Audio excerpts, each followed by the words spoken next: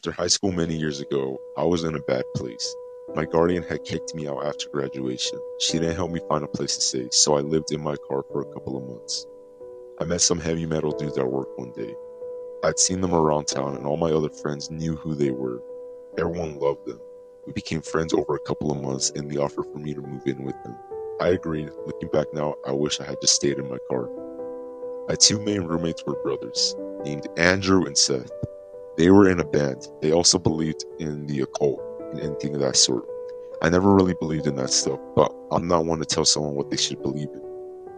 They had let me live with them rent-free for several months, so who was I to complain? Being the only female in the house full of young men, though, I was always looking over my shoulder. You never know who you can trust. Turns out I was right to worry. Over time, their friends had started to stay with us for longer periods of time, sometimes weeks. Their friends were another group of brothers that they had gone to school with. There were 5 brothers in total, but only 2 stayed with us consistently. The younger brother, Mark, was very polite. He cleaned up after himself and always helped himself with the household chores. The other brother, Adam, had a laundry list of mental problems. He had apparently done some bad drugs back in the day, and it had developed into what seemed like psychosis of a religious sort. He had done time in prison for assaulting a woman with the Bible. He would often look at you in the eyes and tell you he could see how you would die.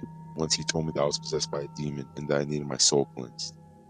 Everyone in the house knew he had these problems, but he was their friend. They helped him through the hard times and gave him a place to stay.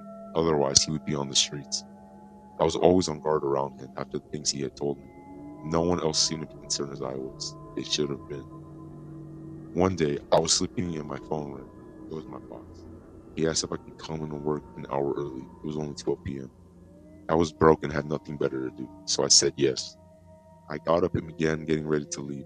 I walked out into the living room to see Mark and Andrew sitting on the couch, while Adam sat on the floor by the TV. He was watching scripture videos on YouTube, some real end of days shit. That was fairly common, so I went about my business. I said goodbye and left for work. My shift at work was almost complete when the phone rang. My boss answered, handed the phone to me, and said, "It's for you." I was just a cashier, so I assumed it was a friend that couldn't reach me on my phone. I answered the phone and heard a man's voice that I didn't recognize. "Hi, this is Detective Williams.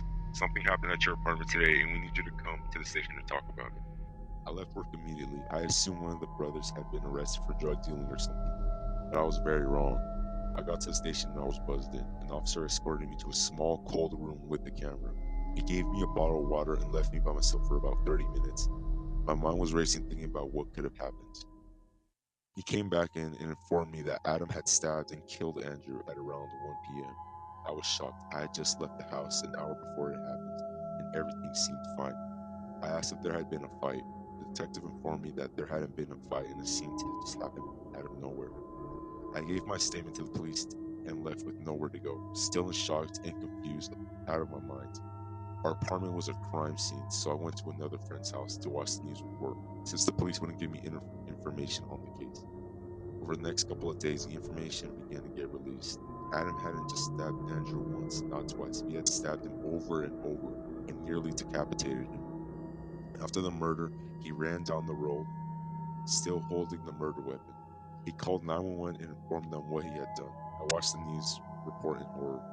We had known he was unstable, but this, he had fully confessed to the brutal murder and provided police with his notebooks. He had apparently been planning to murder all of his brothers, my roommates, and me. He thought we were possessed by demons and that this was the only way to free us. Luckily, none of his other intended victims were there that day. Mark unfortunately witnessed the murder, but he had luckily escaped. If I hadn't gotten that call from my boss, I wouldn't be alive today.